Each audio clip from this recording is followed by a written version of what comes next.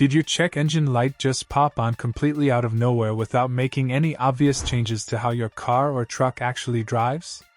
You might have just triggered a P2087 diagnostic trouble code.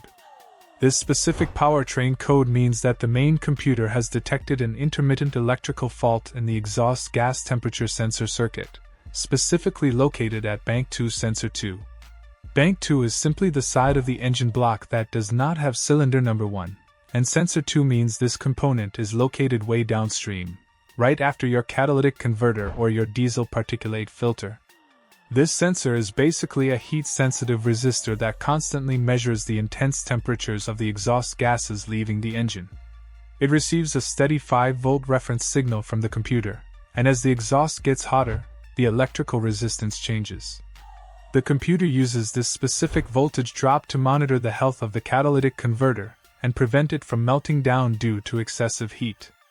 Because this sensor is purely used for monitoring the exhaust temperatures and emissions, you likely will not notice any major drivability symptoms like hesitation or stalling.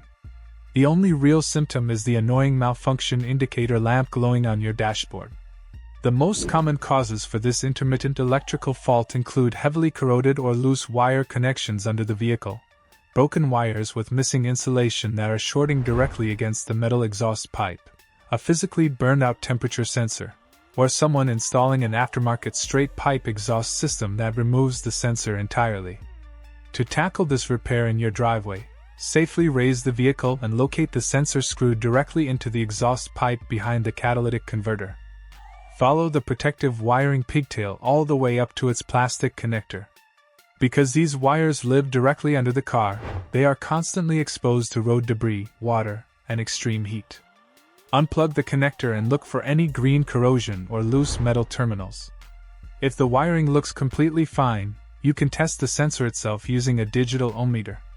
Probe the 2 terminals on the sensor, and you should see a reading of roughly 150 ohms.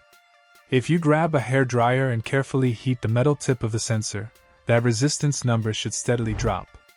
If the resistance is totally flat or shows 0, the sensor is completely dead and needs to be unscrewed and replaced. Dealing with heavily rusted exhaust components can be extremely frustrating without an acetylene torch to heat the metal. If the sensor is permanently seized in the pipe, or if you suspect the main engine computer is not sending the required 5 volts, it is definitely time to visit a professional mechanic.